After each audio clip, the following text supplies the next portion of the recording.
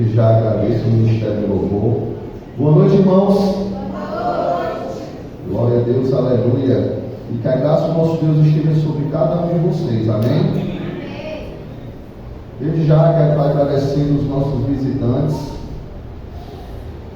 que nos visitam essa noite. Sobrinho da Mari, John Leno, e a sua namorada Kelly, né? Seja bem-vindo. Deus abençoe vocês. E também a Ranieri nos visita também essa noite. Mais uma vez, que Deus abençoe cada um de vocês. Se sinta bem na casa do Senhor, amém? A igreja está feliz com essas pessoas que nos visitam? Amém! Glória a Deus, glória a Deus. Irmãos, logo nos avisos, lembrando que esse mês nós temos um mês bem intenso de cultos aqui na nossa igreja. Vamos estar iniciando aquela ideia de evangelismo do culto campal, lá na casa do irmão Fernando, no dia 12. Amém? Fica aqui na outra rua, atrás da igreja, literalmente. Amém? Irmãos, pode estar conversando com o irmão Fernando a partir das 19h30. Vamos ter o nosso culto campal ali, um culto bem evangelístico, um culto direcionado para os vizinhos, mas esse culto só acontece se a igreja estiver presente, para a glória de Deus. Amém? Então vai ser o nosso dia 12, o nosso primeiro culto campal, na casa do nosso amado irmão Fernando. Amém? E também no dia 13 teve um culto de mulheres aqui na nossa igreja, aquele culto maravilhoso, onde se reúnem todas as mulheres, até da denominação, das outras denominações, da ABC, e todos estão convidados. É um culto dirigido pelas mulheres, mas é um culto da igreja, onde vão estar dando continuidade ao tema empoderamento feminino. Um assunto bem pautado, bem trabalhado com as irmãs que estão sendo convidadas para estar ministrando a palavra naquela noite, amém? No dia 13, então vai ser uma semana bem intensa. E na quarta-feira temos o nosso culto de doutrina. Todos estejam voltados para aquele momento de oração e doutrina. E no domingo a nossa escola bíblica dominical, não se engane não, aqui é para me passar mais tempo na pregação, porque a água vai acabando e o pastor vai falando mais. No domingo temos nossa EBD pela manhã, de 8 às 10, onde estamos vendo ética cristã pautada no Antigo Testamento, aprendendo mais sobre o respeito que temos que ter para com os pais. Amém? E domingo à noite, a partir das 18h30, o nosso culto de adoração ao nosso Deus. E no dia 17 temos culto de jovens aqui na nossa igreja. Você, mãezinha, paizinho, traga o seu adolescente para estar entendendo o que é cultuar a Deus, um culto bem voltado os jovens, dirigido pelos jovens, mas o culto da igreja. Convide pessoas para estar aqui no dia 17. Amém? Dito os avisos, eu tenho sempre colocado no grupo, colocado no nosso Instagram, os avisos dos nossos cultos, os avisos da nossa igreja, da Igreja Batista Nova Aliança. E também peço aos irmãos que estejam acompanhando. No Instagram você coloca lá, @Igreja Batista Nova Aliança, já aparece. E também no nosso canal do YouTube tem todos os nossos cultos, todas as nossas pregações no canal do YouTube da nossa igreja, Igreja Batista Nova Aliança. Ajude a divulgar, que é o meio também de evangelismo. Amém? Dito isso, convido a amada igreja a abrir a sua Bíblia lá em 1 Pedro, capítulo 4, verso 7, onde nós temos trabalhado, expondo o livro aqui de 1 Pedro, trabalhado um pouco mais, falando sobre o tempo que nos resta. Falei domingo passado que Pedro nos ensina que temos duas atitudes a seguir. Primeiro, a atitude paciente para os perdidos. E segundo, uma atitude de expectativa para a volta de Cristo. 1 Pedro, capítulo 4, verso 7. Hoje eu quero estar trabalhando um pouco mais o verso 7, uma atitude de expectativa para a volta de Cristo. Se você achou, se ponha de pé em respeito à palavra do Senhor.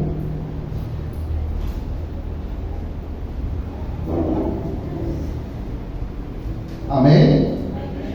Diz assim a palavra do nosso Deus. 1 Pedro, capítulo 4, verso 7. O fim de todas as coisas está próximo. Portanto, seja criteriosos e sóbrios para poderem orar. Vou repetir mais uma vez. O fim de todas as coisas estão próximo. Portanto, sejam criteriosos e sóbrios para poderem orar. Oremos ao nosso Deus.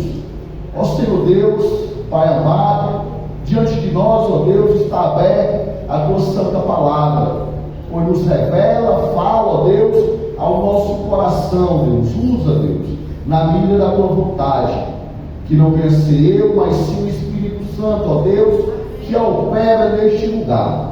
É o que eu te peço em nome de Cristo Jesus. Amém. Amém. Podeis sentar. Irmãos, percebam que aqui deixa logo assim um impacto para nós ouvintes e para os leitores aqui do verso 7. O fim de todas as coisas estão próximos. O fim de tudo está próximo. O que significa ser criteriosos e sóbrios? Em algumas traduções mais antigas, ou em algumas traduções que sofreram alguma mudança para o nosso entendimento, nós vamos encontrar a palavra prudentes no lugar de criteriosos, ou vigilantes no lugar de criteriosos. E aqui onde encontramos a palavra sóbrio, vai estar alertas.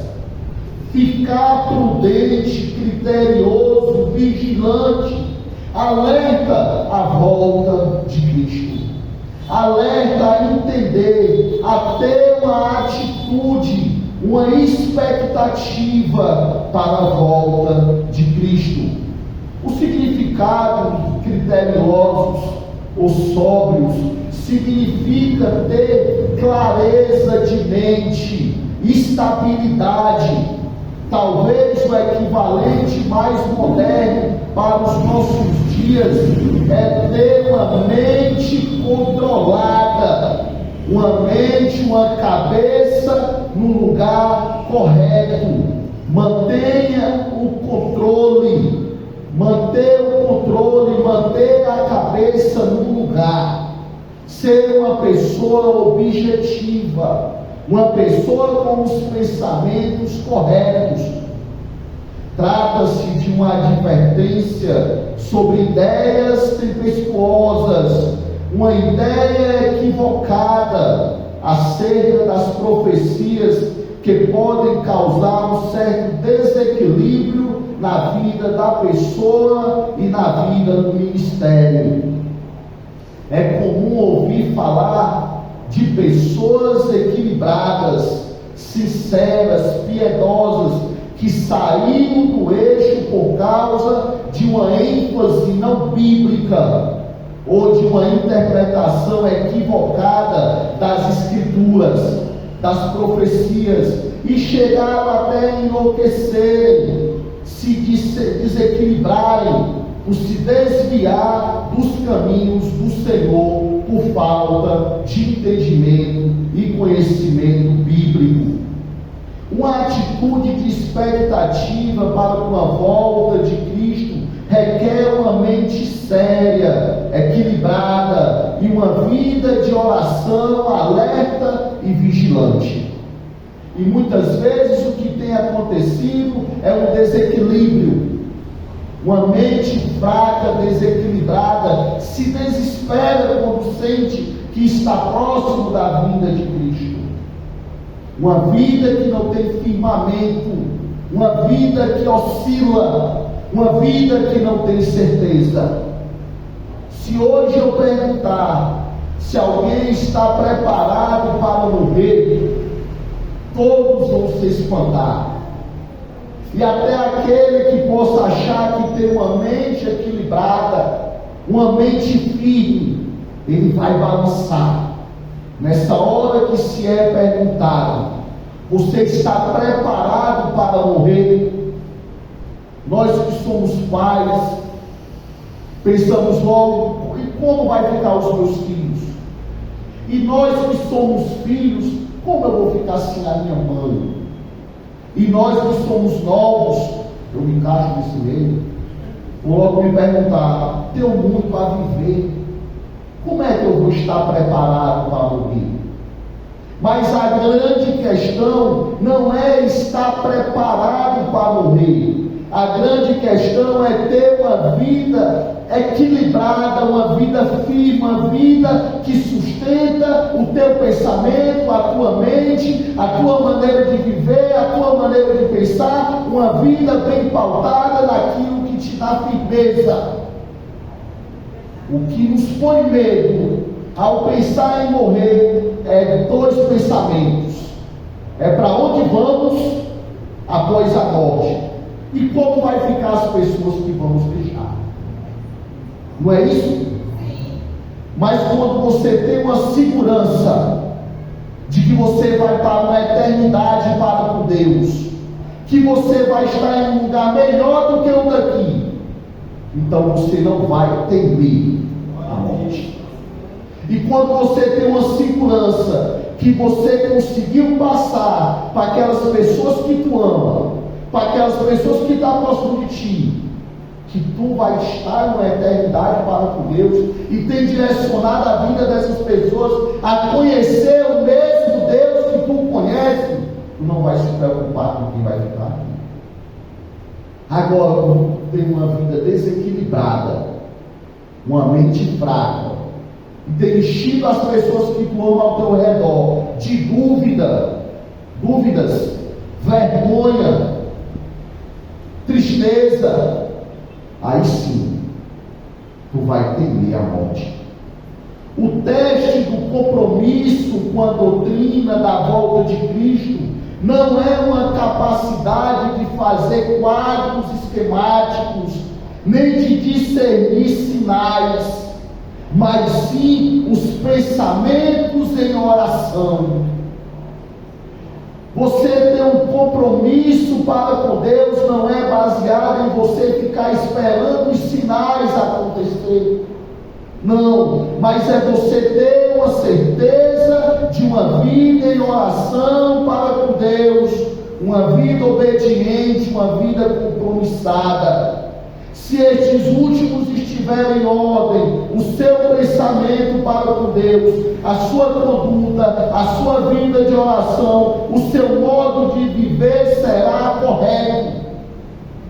Você não estará cometendo erros, porque você serve a um Deus fiel.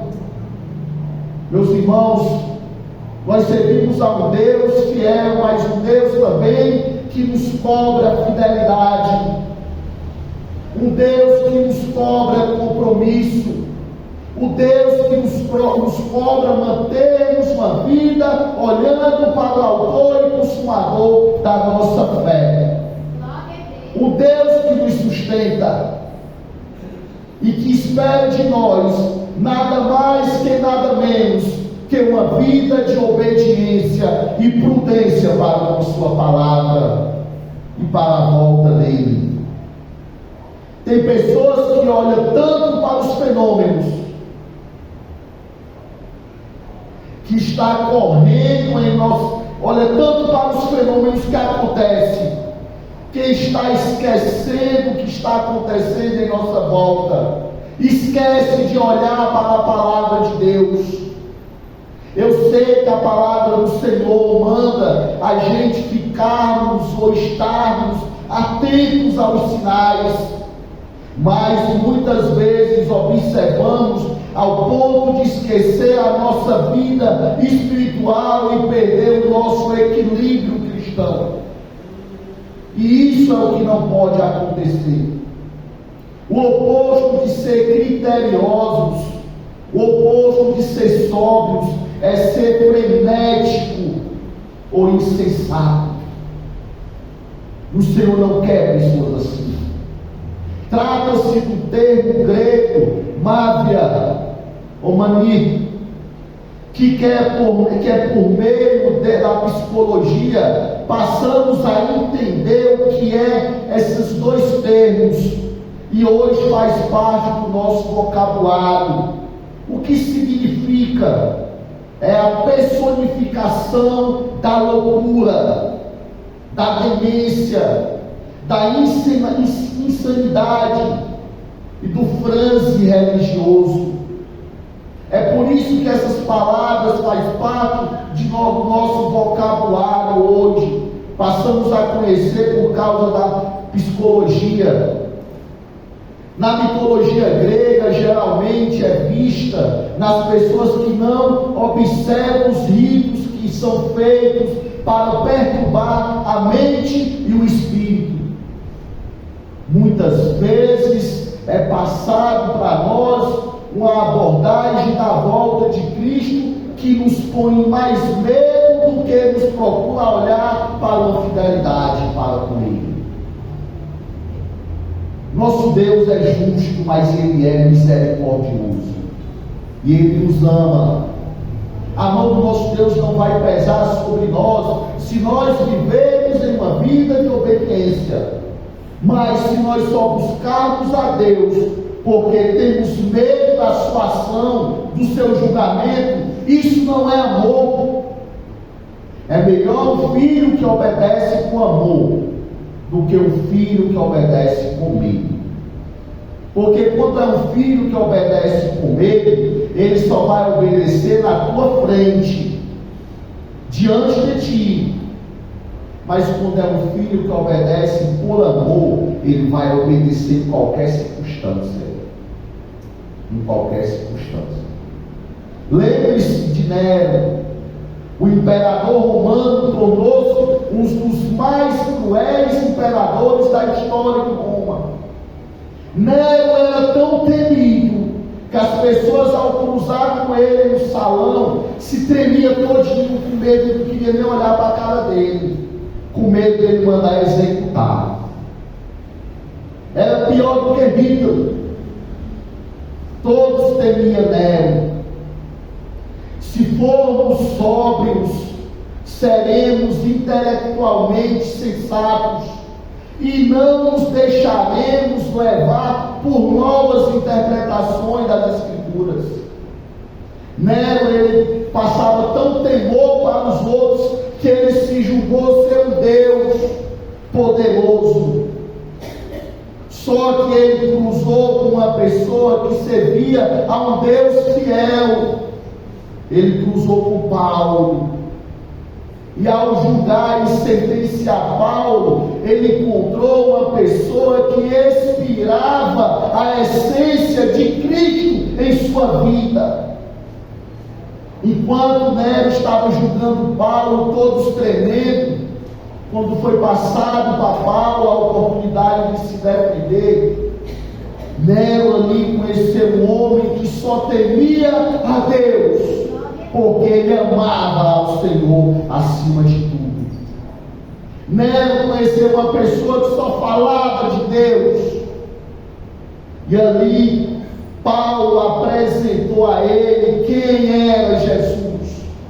Eu estou sendo julgado por pregar um Deus que vive, um Deus que reina acima de todos. Naquela hora, todos que estavam ali dentro do palácio não olharam para Paulo, não, olharam para Nero, para ver o que era que ele ia julgar. Mas ele ficou tão perplexo com a pessoa que falava de Deus daquela maneira, com um amor incondicional diante dele, que ele não teve palavras para julgar Paulo. Ele mandou só que ele voltasse para o cárcere. Depois foi que ele sentenciou à morte. Nero enlouqueceu tanto por achar que era um Deus, por não conhecer a interpretação das Escrituras corretamente, que ele tocou fogo em Roma e ficou olhando Roma pegar fogo, se baseando que ia conseguir construir Roma em 3 dias, como o Senhor tinha prometido, que ia morrer e em 3 dias ressuscitaria.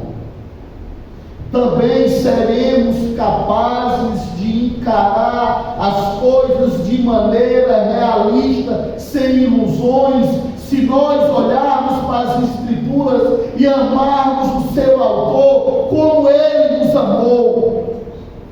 Aí não vamos enlouquecer esperando só sinais da volta de Cristo. O cristão criterioso e sóbrio terá uma vida com compromisso, com propósitos, e não ficará vagando de um lado para o outro. Será firme, controlado e não agirá de modo impossível. Ele agirá corretamente. Terá discernimento não apenas quanto questões doutrinárias, mas também quanto coisas práticas da vida. Em 10 ocasiões, em suas epístolas pastorais, Paulo admoesta as pessoas a serem sóbrias. Trata-se de uma das qualificações necessárias para ter uma vida disciplinar diante de Deus. E trata também da qualificação necessária para o pastoreio e para ser membro de uma igreja saudável.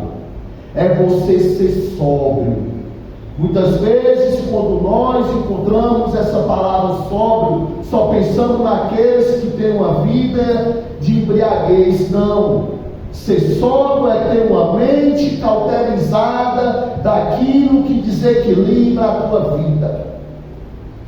Tanto faz se a bebida, como a droga, como qualquer outro vício que te afasta do Senhor. Que te afasta de tu entender que o roubar é errado, que o matar é errado, que o adulterar é errado, que o desrespeitar pai e mãe é errado. E o ser infiel nas coisas de Deus é mais errado ainda.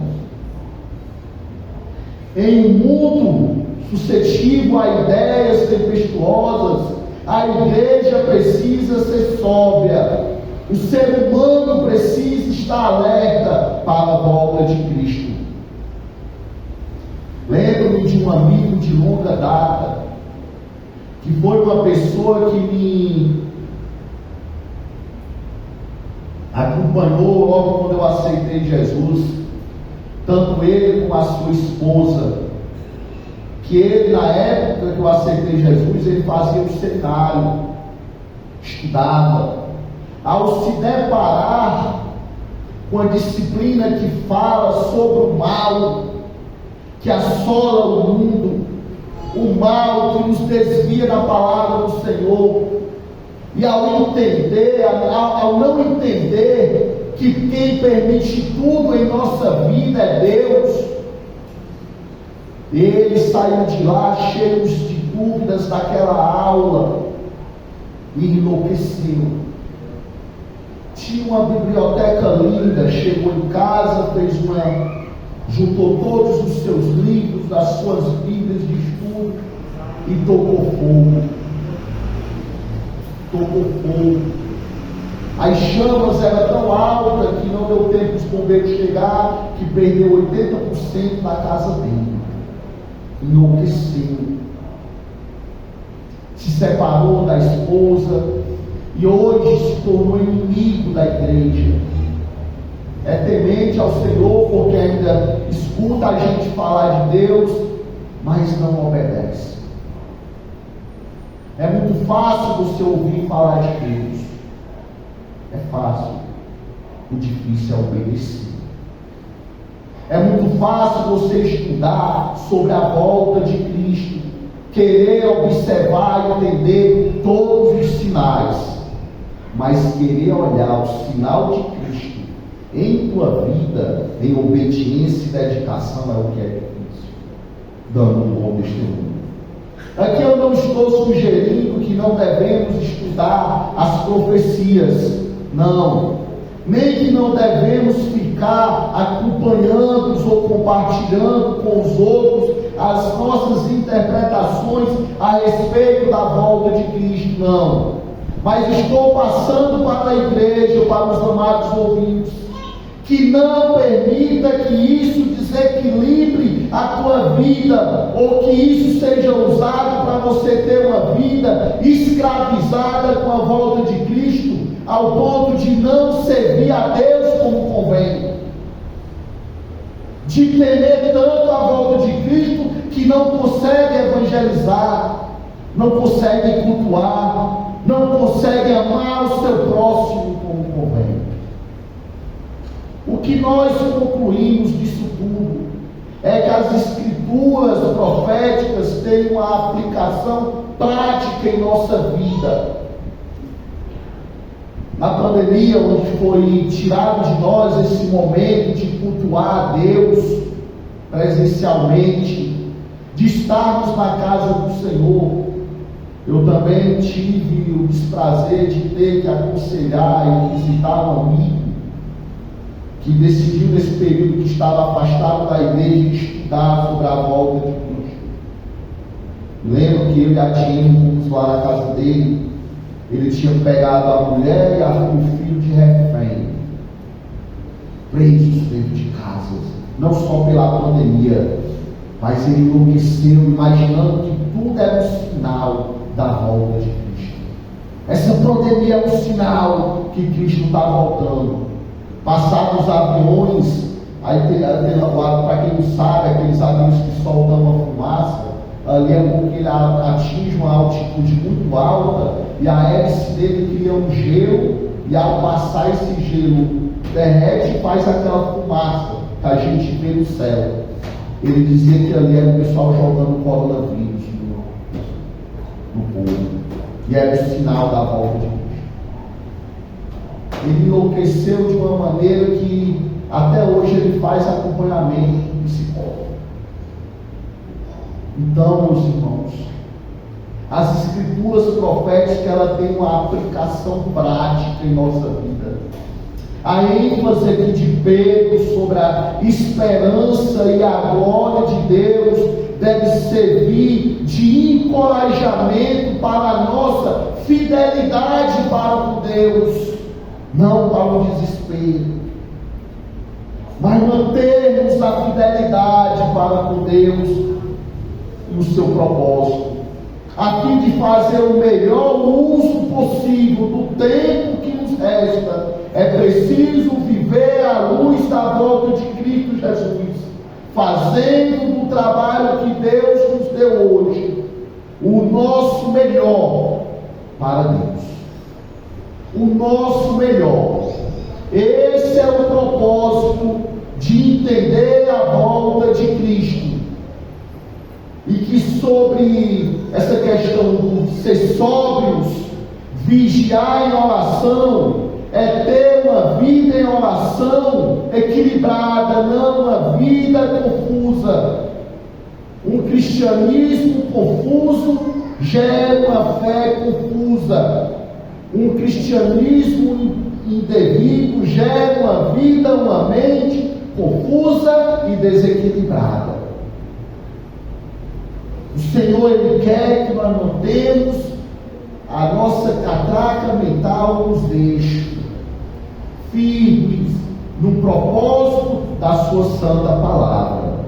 É importante vivermos essas duas coisas, ser sóbrios e criteriosos, e que devemos ser calmos, serenos de espírito, a fim de ser obedientes a Deus em oração. Mas para isso temos que entender que temos um compromisso para com o Senhor. Ele nos deu a vida do seu Filho, Cristo Jesus, para morrer por cada um de nós. O termo vigiar dá uma ideia de estar alerta e ter domínio próprio E hoje, o que tem te dominado? A desobediência, o pecado, o vício que te escraviza? Não sei, mas Deus sabe. E tu é forte e necessário para se libertar sozinho? Claro e evidente que não. Porque senão qualquer um deixar de praticar as coisas que o mundo oferece sem precisar da ação de Deus. Mas nós humanos somos fracos. Nós somos tão fracos que não queremos reconhecer que necessitamos de Deus em nossa vida. E nos achamos fortes, implacáveis, e não somos.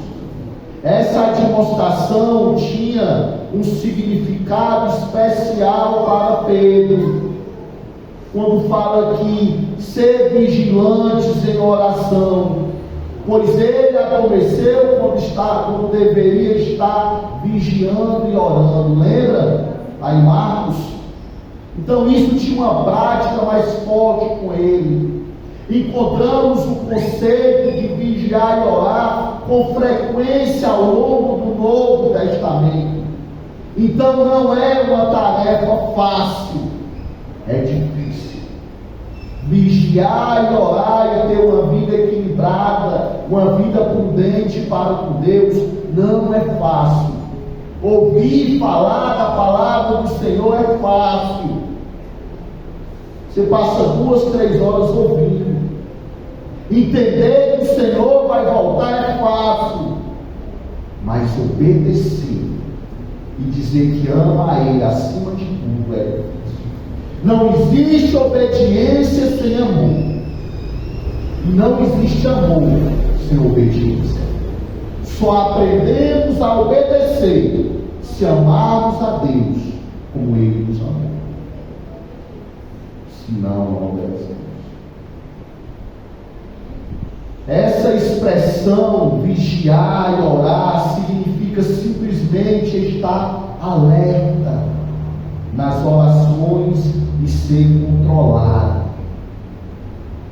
A vida cristã não tem espaço para uma rotina de oração indolente, sem compromisso ou indiferente do que Cristo espera de nós.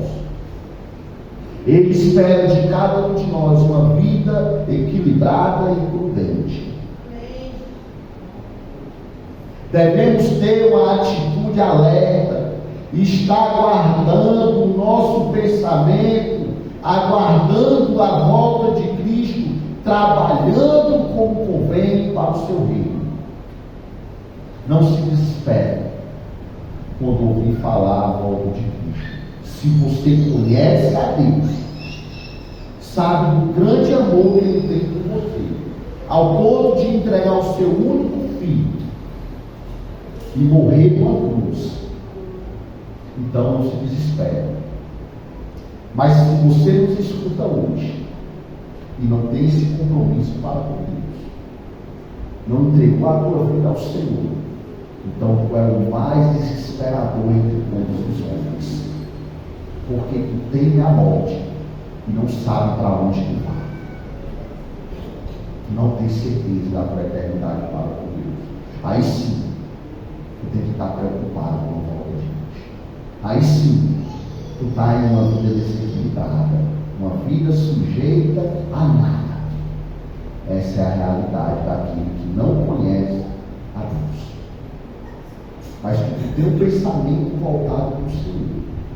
Confia nele, entrega a tua vida ao Senhor e confia nele, que o mais Ele fará. Ele vai te dar essa segurança de quando alguém te perguntar: tu tem a morte? Eu já me foi perguntado isso: tu tem a morte? Aí eu não. Meu filho, só fico preocupado imaginando que a Adinha é nova, vai casar de novo. Mas até o mínimo não, eu sei que ela vai, ó. E aí eles não ficam só preocupados com Deus. Se eu morrer antes dela, tu pode morrer bom. que ame ela mais do que eu amigo. É uma coisa que me preocupa. Que deixa eu ficar colorido, não. Mas temer a morte, não. Eu sei que eu vou estar com meu Pai na eternidade. Eu sei que eu vou estar com Ele. E essa segurança ninguém tira de mim. Pois essa é a segurança que eu tenho que ter. Agora, se tu não tem, desequilibrado está agora. Amém? Vamos passar para a nossa Santa Ceia, propriamente dita, que é estar convidando aqui os meninos do louvor. E também nossas diaconisas e nossos diáconos.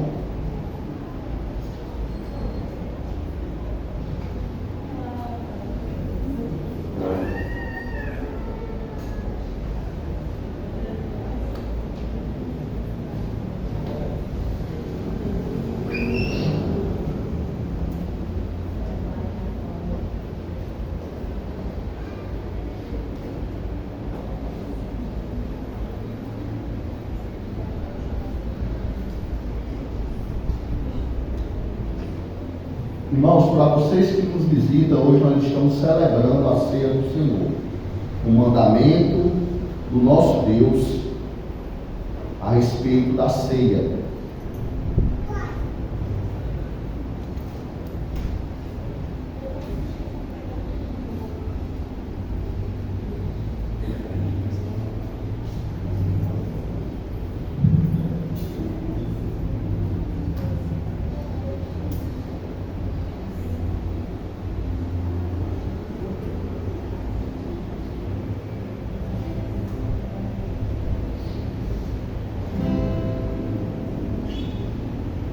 Abra sua Bíblia lá em 1 Coríntios capítulo 11,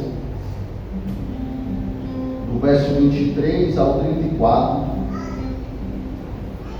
Hoje eu trabalhei bem o tempo para poder estar dando algumas instruções a respeito da ceia. 1 Coríntios capítulo 11, do verso 23 ao 34, diz assim: porque eu recebi do Senhor que também lhes entreguei, que o Senhor Jesus, na noite em que foi traído, pegou o pão e, tendo dado graça, partiu e disse: isto é o meu corpo que é dado por vocês, faça isto em memória de mim. Do mesmo modo, depois da ceia, pegou também o cálice, dizendo: este é o cálice, a nova aliança no meu sangue. Faça isto todas as vezes que beberem em memória de mim. Porque todas as vezes que comer este pão e beber o cálice, vocês anunciam a morte do Senhor, até que ele venha. Por isso, aquele que come o pão ou bebe o cálice do Senhor indignamente, será réu do corpo e do sangue do Senhor. E que cada um examine a si mesmo, e assim come do pão e bebe do cálice. Pois quem come e bebe sem discernir o corpo, come e bebe juízo para si. É por isso que há entre vocês muitos fracos e doentes, e não poucos os que dormem. Porque se julgássemos a nós mesmos, não seríamos julgados. Mas quando julgados, fomos disciplinados pelo Senhor, para não sermos condenados com o mundo. Irmãos, quem deve tomar a Santa Ceia do Senhor? A Bíblia ensina que as pessoas que devem tomar a Santa Ceia, aquelas que professaram a sua fé em Cristo Jesus, reconheceram que são pecadores, mas se arrependeram e entregaram a sua vida, e assim se batizaram e também passaram a cumprir as ordenanças de Jesus e buscaram a viver em aliança com o Senhor e com os irmãos da fé. Então é aquele que se congrega e aquele que aceitou a Jesus. Apesar de não haver ligação direta da Bíblia com o batismo sendo um requisito para participar da ceia do Senhor, alguns versículos deixam bem claro que depois do batismo foi ele foi cumprir essa ordenança. Então, primeiro ele tem que aceitar Jesus como o único e suficiente Salvador, fazer parte de uma igreja, se batizar nas águas. Aí sim, pode tomar